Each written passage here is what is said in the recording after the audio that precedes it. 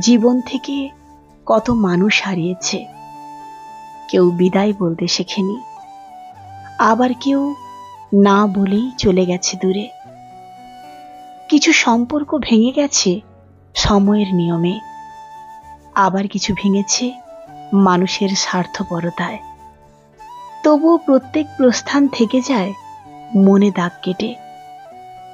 হারিয়ে যাওয়া মানুষরা কখনো ফেরে না, তাদের সঙ্গে কাটানো মুহূর্তই হয়ে যায় স্মৃতি। যতই নতুন পরিচয় আসুক, শূন্যতা কখনো পূর্ণ হয় না।